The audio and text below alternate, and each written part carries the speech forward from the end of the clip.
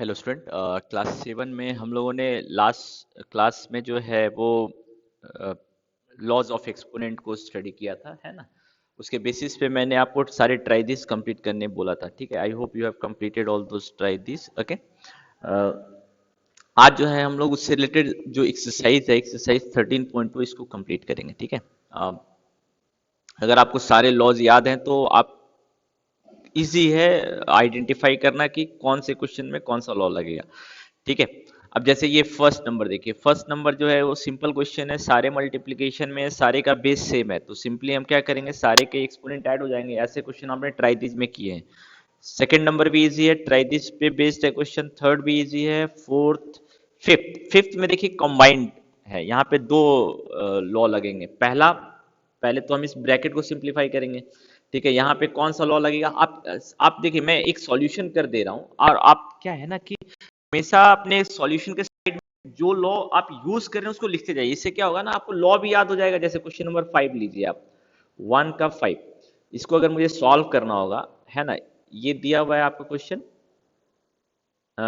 Divided by 5 raise to the power 3, ये आपका question है। अगर इसको सॉल्व करना है तो पहले तो हम इसको इसमें लॉ लगाएंगे, तो ये क्या हो जाएगा, 5 raise to 6 divided by 5 raise to 3। अब यहाँ पे हमने कौन सा लॉ यूज किया, a raise to the power m whole raise to the power n is equal to a raise to the power m into n, ये law use किया, लिख दिया। अब इसके बाद हमने यहाँ पे देखिए दोनों का बेस सेम है, डिवीजन में है, तो हम इसको क्या लिख सकते हैं, 5 रेज टू द पावर 6 - 3, ठीक है। तो यहाँ पे हमने कौन सा लॉ यूज किया, a raise to the power m divided by a raise to the power n, ये कितना हो जाएगा, a raise to the power m minus n, okay. अब ये सिंप्लीफाई हो गया, 5 रेज टू 3, है ना। तो ये आपका सॉल्यूशन होना चाहिए, ठीक है। Simplify and right the answer in exponential form, तो हमने आंसर को अपने एक्सपोनेंशियल फॉर्म में लिखा, यानी हमको इसको मल्टीप्लाई करने की जरूरत नहीं है, ठीक है। तो इस तरह आपको सॉल्व करना है, ठीक है। अब इस तरह आपका क्वेश्चन नंबर 6 तो सिंपल है, ये 6 आपका सॉल्व हो जाएगा, कोई प्रॉब्लम नहीं है। 7 भी सिंपल है, 8 भी सिंपल है, डायरेक्ट 9। अब 9 में दो लॉ लगेंगे, पहले तो आप ब्रैकेट सॉल्व करते हैं, तो पहले ब्रैकेट में देखेंगे कौन सा लॉ ऑफ एक्सपोनेंट्स यूज होगा, उसके बाद हम ब्रैकेट सिंप्लीफाई करने के बाद हम मल्टीप्लिकेशन पे आएंगे, इस चीज को ध्यान रखिएगा, ठीक है। 10 नंबर भी इजी है, तो जो फर्स्ट क्वेश्चन है ये आपका सिंपल है, इसमें बहुत टिपिकल पार्ट नहीं है। Now come to question number 2। आप क्वेश्चन नंबर 2 देखिए, यहां से आपका थोड़ा सा टिपिकल पार्ट स्टार्ट होता है। क्वेश्चन नंबर 2 में क्या दिया हुआ है कि अब यहाँ पे बहुत सारे हैं, तो चलिए हम एक एक करके सॉल्व करते हैं, एक एक टाइप में सॉल्व कर दे रहा हूँ, that it will be easier for you. अब जैसे क्वेश्चन नंबर 2 का हम 1 लेते हैं सॉल्व करने के लिए, ठीक है। So 2 raise to the power 3 into 3 raise to the power 4 into 4 by 3 into 32। अब आप देखिए सबसे पहला काम क्या करेंगे, अगर ऐसा आपका क्वेश्चन है तो आप सबसे पहला स्टेप आपका क्या होगा, आपको ये देखना है कि जितना भी बेस है वो सारा का सारा मेरा प्राइम नंबर हो। 2 प्राइम नंबर है, कोई प्रॉब्लम नहीं है। 3 प्राइम नंबर है, कोई प्रॉब्लम नहीं है। ये प्राइम नंबर नहीं है तो हम सारे को फैक्टराइज करेंगे, प्राइम फैक्टराइजेशन करेंगे, तो 4 का प्राइम फैक्टराइजेशन, तो ये क्या होगा, 2 2 जा 4, यानी कि हम न्यूमरेटर को लिख सकते हैं 2 raise to the power 3 into 3 raise to the power 4 into 2 raise to 2। ये सबसे पहला स्टेप होगा। आपको ये देखना है कि सारा का सारा नंबर मेरा एक्सपोनेंशियल फॉर्म में हो और बेस जो हो वो मेरा प्राइम नंबर, ये आपको सबसे पहले देखना है, ठीक है। सो न्यूमरेटर में हमने सबको एक्सपोनेंशियल फॉर्म में कन्वर्ट कर दिया और सारे का बेस जो है वो प्राइम नंबर हो गया, है ना।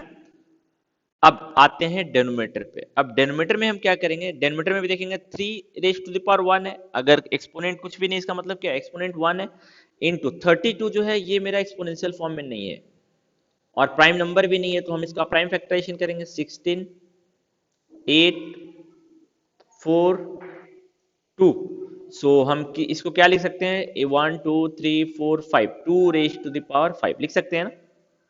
सो आप देखिए कि आपके क्वेश्चन में सारे जो नंबर है वो एक्सपोनेंशियल फॉर्म में है और सबका बेस जो है वो प्राइम नंबर आ गया। अब नेक्स्ट स्टेप हम क्या करेंगे, नेक्स्ट स्टेप हम क्या करेंगे कि पहले हम न्यूमरेटर को सेपरेटली सॉल्व करेंगे और डेनोमिनेटर को सेपरेटली सॉल्व करेंगे, यानी कि सारे लॉज ऑफ एक्सपोनेंट हम पहले न्यूमरेटर में लगाएंगे और डेनोमिनेटर में लगाएंगे, उसके बाद हम न्यूमरेटर और डेनोमिनेटर को कंबाइन करेंगे, ठीक है। तो सबसे पहले हम न्यूमरेटर को सॉल्व करते हैं और डेनोमिनेटर को अलग अलग, एक साथ नहीं।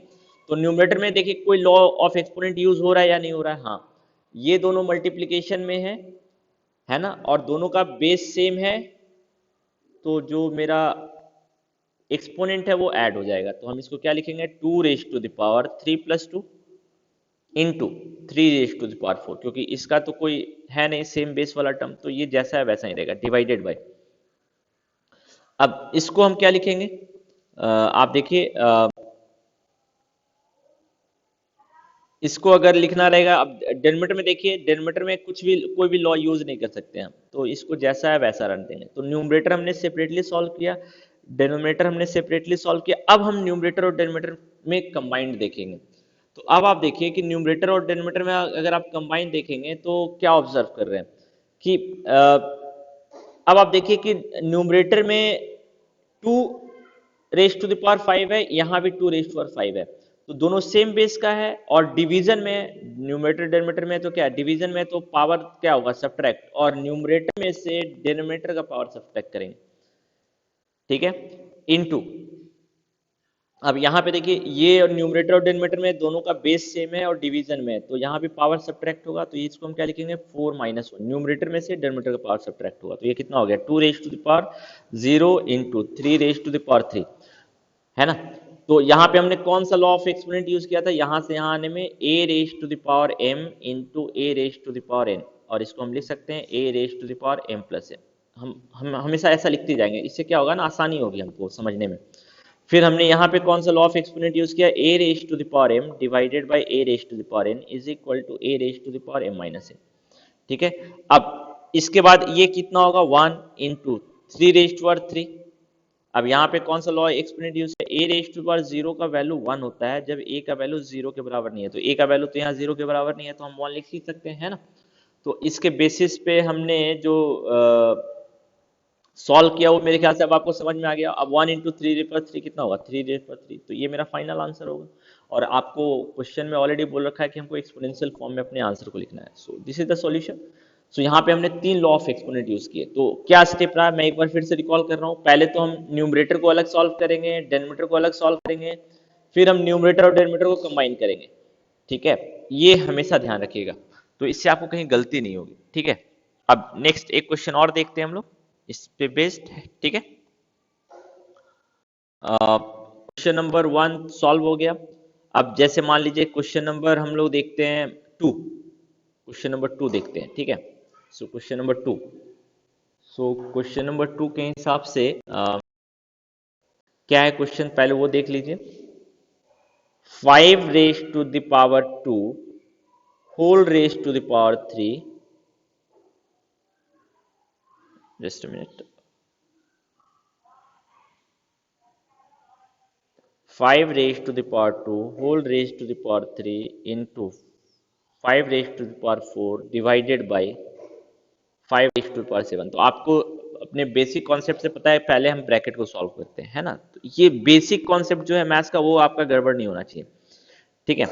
तो अब इस पहले तो इसमें लॉ ऑफ एक्सपोनेंट यूज करेंगे, इसके बाद हम इस ब्रैकेट को सॉल्व करेंगे कि इस ब्रैकेट के अंदर भी एक ब्रैकेट है, तो पहले तो हम इस ब्रैकेट को सिंप्लीफाई करेंगे। तो यहाँ पे कौन सा लॉ यूज कर रहे हैं, a raised to the power m whole raised to the power n, इसका वैल्यू कितना होता है, a raised to the power m into n, यानी ये दोनों मल्टीप्लाई हो जाएंगे।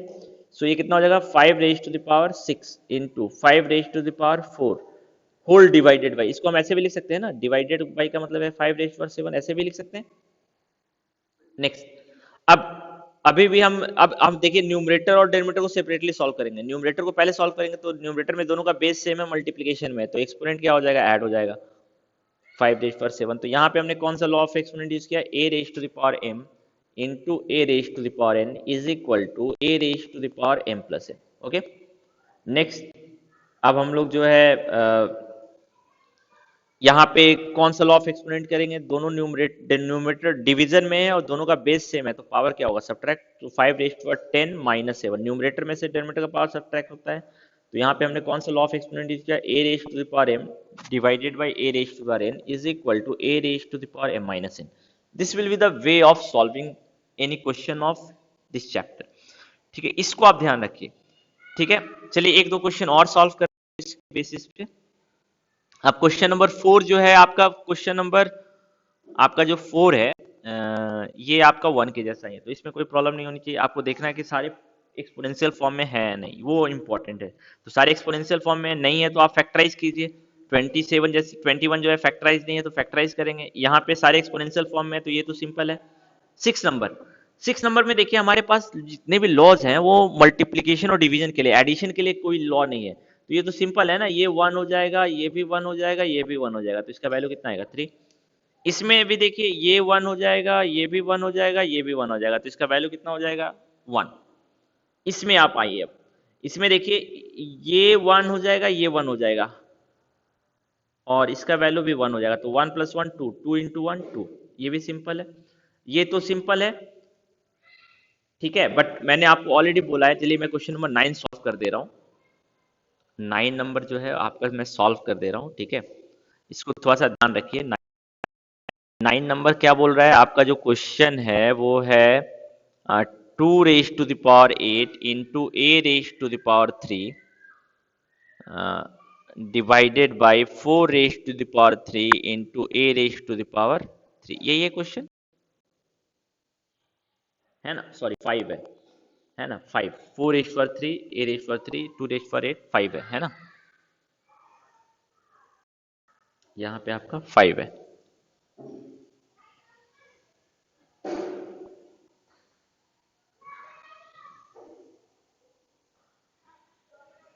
ओके, अब सबसे पहला स्टेप मैंने क्या बोला है, सारे बेस को देखिए कि प्राइम फैक्टर में है या नहीं।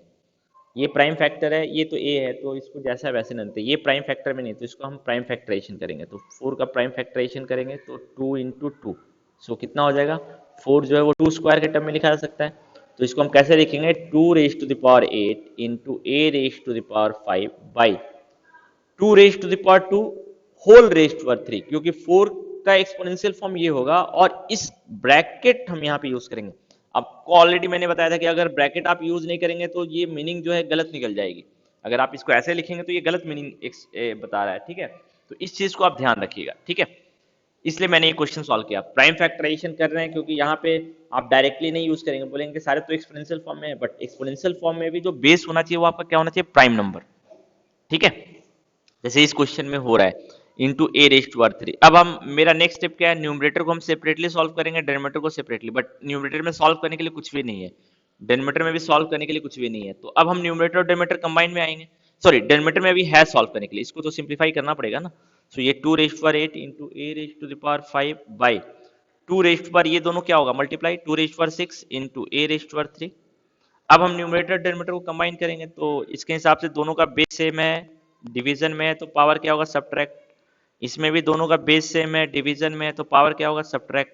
तो ये कितना हो जाएगा 2⁻2 इंटू a⁻2। तो ये हमारा सिंप्लीफिकेशन रहेगा इसका, ठीक है। So I hope now you understood the use of laws of exponent, ठीक है। अब इसके बेसिस पे बाकी जो क्वेश्चन है वो आपके होमवर्क है, आप सॉल्व कीजिएगा, ठीक है। सो 10, 11, 12 ये आपका होमवर्क है। नाउ अब आपको बताना है ये सही है या गलत है। तो आप देखिए ये गलत है ना, ये तो गलत है। आप लॉज ऑफ एक्सपोनेंट आपको यूज करने हैं, तो ये देखिए 8 हो जाएगा, ये कितना हो जाएगा 25, सो ये भी गलत है ना। यहाँ पे भी आप चेक कर लीजिएगा कि ये सही है गलत है। तो ये सारे क्वेश्चंस आपके हो जाएंगे। अब ये 3/3000 है और ये तो दोनों का वैल्यू तो 1 ही होगा ना, तो ये दोनों बराबर है, तो ये ट्रू है, ठीक है। तो आई hope now you can complete your exercise 13.2। 13.2 में चलिए अभी 4 नंबर भी है। 4 नंबर देखिए, each express each of the following is product of prime factor only in exponential form. तो ये सॉल्व हो जाएगा ना, प्राइम फैक्टर के टर्म में लिखना है आपको एक्सपोनेंशियल फॉर्म में, तो ये सॉल्व हो जाएगा सारा क्वेश्चन। अब 5 नंबर ऑलरेडी हमने देखा था, चलिए मैं इसमें भी एक क्वेश्चन सॉल्व कर दे रहा हूँ, क्वेश्चन नंबर 3, ठीक है। क्वेश्चन नंबर 3 में जो है वो सॉल्व कर दे रहा हूँ, ठीक है, so that you can understand the concept of exponential form. ये हमारे लिए इंपॉर्टेंट है, मैंने ऑलरेडी बोला कि हम लोग इसको अपने आगे के क्लासेज में भी यूज करेंगे, तो समझना जरूरी है कि कैसे हम इससे बेस्ड कैलकुलेशन कर रहे हैं। सो क्वेश्चन नंबर 3 पे आते हैं, ठीक है।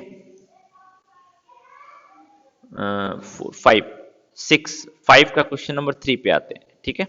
सो 3 है 3⁵5 इंटू 10⁵5 इंटू 25 बाई 5⁻7 इंटू 6⁻5। अब आप यहाँ पे देखिए कि सारा मेरा मैंने बोला एक्सपोनेंशियल फॉर्म में होना चाहिए और सारे के जो बेस होने चाहिए वो प्राइम, ये नहीं है तो इसका प्राइम फैक्टरेशन करेंगे, इसका भी प्राइम फैक्टरेशन करेंगे, इसका भी प्राइम फैक्टरेशन करेंगे, तो 10, 10 का प्राइम फैक्टरेशन क्या होगा, 2 इंटू फाइव, तो 3 raise to the power 5 into 2 into 5 whole raise to the power 5 into 5 का प्राइम फैक्टरेशन, 25 का प्राइम फैक्टरेशन कीजिए तो 5 into 5, 5 square divided by 5 raise पर 7, ये तो ऑलरेडी प्राइम नंबर है 5, तो कोई प्रॉब्लम नहीं है, 5 रेज पर 7, यहाँ 6 प्राइम नंबर नहीं है तो 6 का प्राइम फैक्टरेशन क्या होगा, 2 into 5, 2 into 3 whole raise to the power 5। अब न्यूमरेटर को हम सॉल्व करेंगे, पहले डिनोमिनेटर को अलग से सॉल्व करेंगे, फिर हम न्यूमरेटर डिनोमिनेटर कंबाइंड पे आएंगे, यही हमारा मेथड है। तो न्यूमरेटर को पहले सॉल्व कीजिए, डिनोमिनेटर को अलग से सॉल्व कीजिए, तो न्यूमरेटर को हम सॉल्व करेंगे तो ये तो ठीक है, यहाँ पे लॉ ऑफ एक्सपोनेंट यूज होगा हमारा, कौन सा यूज होगा, a into b whole raise to the power m is equal to a raise to the power m b raise to the power m। So ये कितना हो जाएगा, 2 raise to power 5 into 5 raise to power 5 into 5 square divided by 5 raise, numerator में हमने simplification किया, denominator में भी same law use होगा, so 2 raise to the power 5 into 3 raise to power 5। अभी भी न्यूमरेटर जो है वो सॉल्व नहीं हुआ है, डिनोमिनेटर भी सॉल्व नहीं हुआ है, आपको अभी भी सॉल्व करना है, ठीक है। तो अब आप देखिए न्यूमरेटर में जो है, न्यूमरेटर में इन दोनों का बेस सेम है और मल्टीप्लीकेशन में, तो पावर एक्सपोनेंट हम क्या करेंगे, ऐड करेंगे, so 3 raise to the power 5 into 2 raise to the power 5 into 5 raise to the power 5 plus 2 divided by 5 raise to the power 7 into 2 raise to the power 5 into 3 raise to the power 5। हम ऐसे लिख सकते हैं ना इसको, सो ये कितना हो जाएगा, 3 raise to the power 5 into 2 raise to power 5 into 5 raise to power 7 divided by 5 raise to the power 7 into 2 raise to the power 5 into 3 raise to the power 5, ठीक है। ओके नेक्स्ट, अब हम इसके आगे क्या करेंगे, अब हम न्यूमरेटर और डिनोमिनेटर को कंबाइन करेंगे। तो न्यूमरेटर में देखिए इन दोनों का बेस सेम है, डिवीजन में है तो एक्सपोनेंट क्या होगा, सब्ट्रैक्ट, सो 5 माइनस 5। इन दोनों का बेस सेम है, डिवीजन में है तो एक्सपोनेंट क्या होगा, सब्ट्रैक्ट, और न्यूमरेटर में से डिनोमिनेटर का एक्सपोनेंट सब्ट्रैक्ट होगा। इन दोनों का बेस सेम है, न्यूमरेटर डिवीजन में है तो एक्सपोनेंट क्या होगा, सब्ट्रैक्ट। सो ये कितना हो जाएगा, 3 रेस्ट पर 0, 2 रेस्ट पर 0, 5 रेस्ट पर 0, तो इसका वैल्यू कितना हो जाएगा, 1 इंटू 1 इंटू 1। देखिए मैंने सारा स्टेप आपको लिख के दिखाया है, so that you can understand कि कौन से स्टेप में हम कौन सा लॉ यूज कर रहे हैं, ठीक है। सो मैंने यहाँ पे साइड में नहीं लिखा है, ये आपका रहेगा, हमेशा आप लिखिए, ठीक है, ताकि आपको याद रहे कि कौन कौन सा लॉ हम यूज कर रहे हैं। तो आप देखिए बेसिक जो आपका एक्सरसाइज 13.2 है ये कंप्लीट हो जाएगा, ठीक है। अब नेक्स्ट क्लास में हम लोग जो है इसके आगे का एक्सरसाइज देखेंगे, ठीक है। इसके आगे का एक्सरसाइज जो है वो भी इम्पोर्टेंट है हमारे लिए, और सेम जो कॉन्सेप्ट है वो क्लास 10th में भी 8 में भी हम लोग पढ़ेंगे, ठीक है।